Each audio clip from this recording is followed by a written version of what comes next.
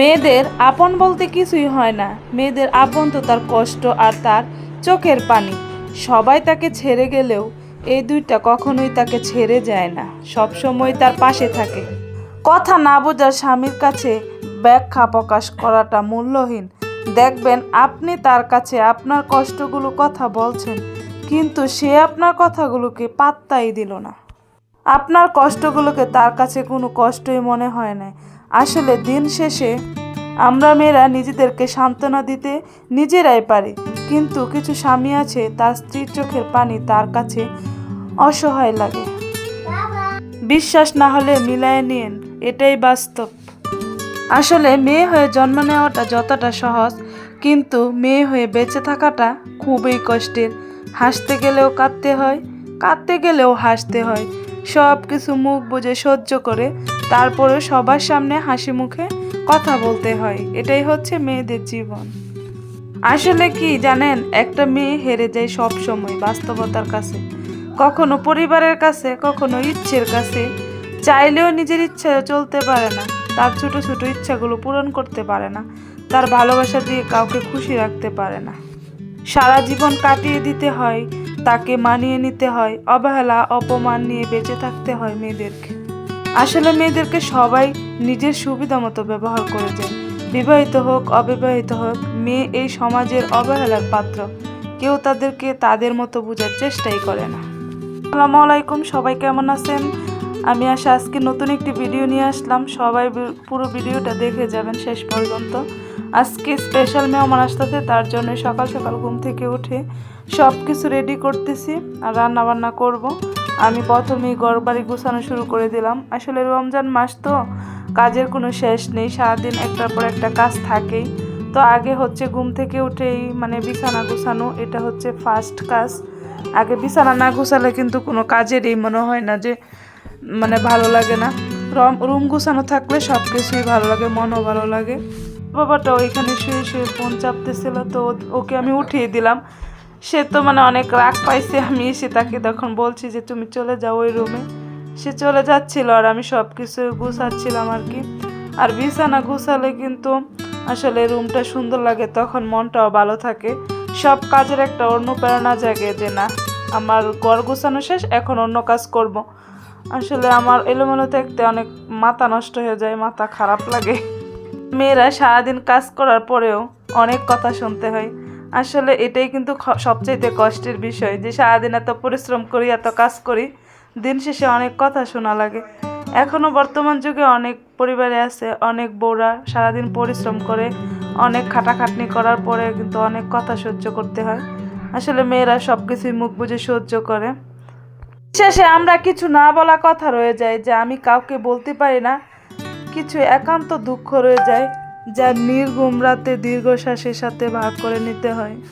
একটা সত্যি কথা কি জানেন, যে মেয়েটা হাসে বেশি, সেই মেয়েটার ভিতরে কষ্টও বেশি। সে তার কষ্টগুলো লুকিয়ে সবার সামনে অনেক হাসে।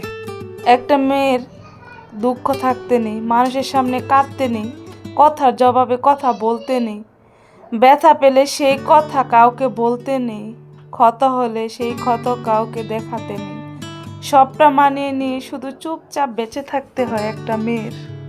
আসলে সত্যিটাকে জানেন, আমাদের ভালো থাকা হারিয়ে গেলেও ভালো আছি দেখাতে হবে। বুকের ভিতর জ্বর তোফান হচ্ছে, তাতে কি? মেয়ে মানুষ সব সময় মুখে হাসি রাখতেই হবে।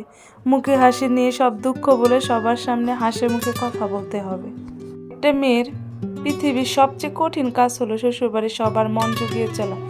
একটু ভুল পেলেই নানা রকম কথা শুরু হয়ে যায়, কিন্তু নিজের মেয়ে হাজার ভুল করলেও তাদের কাছে কোনো ভুলই মনে হয় না।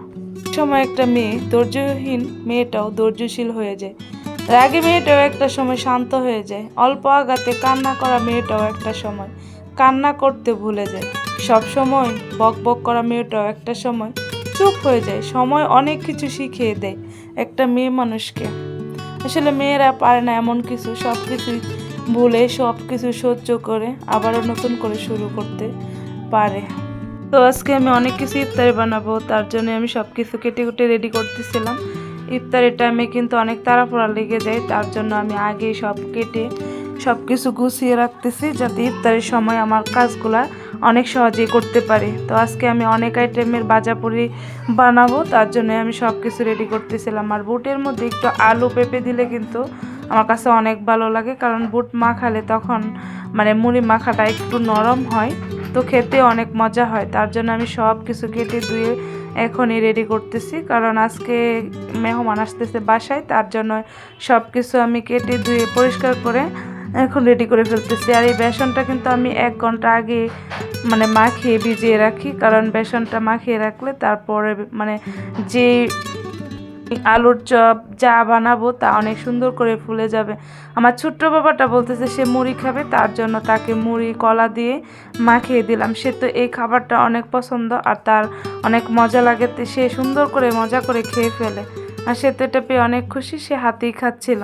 আবারও চলে আসলাম, এই তো এখানে অনেকগুলা থালবাটি সব কিছু ধুইতে হবে। সারাদিনে একটার পর একটা কাজ থাকে, কারণ এখন রোজার মাস, কাজের কোনো শেষ নেই, সময় কখন চলে যায় মানে টেরই পাই না। তো আমি এখানে সব কিছু ধুয়ে তো সন্ধ্যার আগে আগেই তো বুট রেডি করে ফেলছি রান্না করে। আর বুটটা কিন্তু অনেক সফট নরম হয়েছে, মানে মুড়ি মাখালে কিন্তু অনেক মজা হবে। তো এখন আমি এই প্লেটের মধ্যে এটা ঢেলে সুন্দর করে রেখে দেব, আর সব ভাজা পুরিগুলো রান্না করব।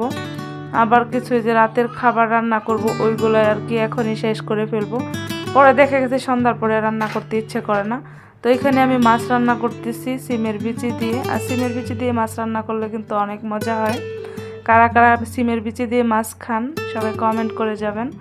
আর এটা হচ্ছে আমাদের পুকুরের মাছ, এই যে কাতল মাছ, ওইটাই আর কি রান্না করব। মাছটা কিন্তু অনেক মজা ছিল খেতে। আসলে পুকুরের মাছ কিন্তু অনেক মজাই হয়, বাহিরে বাজার থেকে কিনে আনলে কিন্তু মাছের এত স্বাদ পাওয়া যায় না। আমি আরেকটা চুলায় মুরগির মাংস বসিয়ে দিলাম, আর এখানে মাংসটা সুন্দর করে কষিয়ে নিচ্ছিলাম। মাংস ভালো করে কষিয়ে নিলে কিন্তু মানে এতটা গন্ধ আসে না, তো আগে একটু ভেজে তারপর কষাচ্ছিলাম সুন্দর করে। আর সব কিছুই যে কোনো রান্নায় ভালো করে কষিয়ে তারপর রান্না করলে কিন্তু অনেক মজা হয়। তো রান্না বান্না শেষ করে আবার চলে আসলাম এই ভাজাপুরি করতে। তো আজকে আমার সব কিছু অনেক সুন্দর সুন্দর মানে ফুল ছিল আর কি, আর ভালো লাগতেছিল। আর ভাজাপুরি যখন মানে ফুলে তখন কিন্তু অনেক ভালো লাগে। আর অনেক আইটেমের আজকে ভাজাপুরি, এখানে আলুর চপ, তারপর হচ্ছে যে ডিম চপ, আবার এই যে মিষ্টি লাউর চপ, সব কিছুই মানে বানাচ্ছিলাম। আরও ডাল পুরি ছিল, বেগুন চপ, অনেক আইটেম ছিল। তো সব কিছু একটা একটা করে বেজে নিচ্ছিলাম। আর ইফতারের কিছুক্ষণ আগেই কিন্তু এগুলো বাজলে ভালো লাগে, গরম গরম থাকে।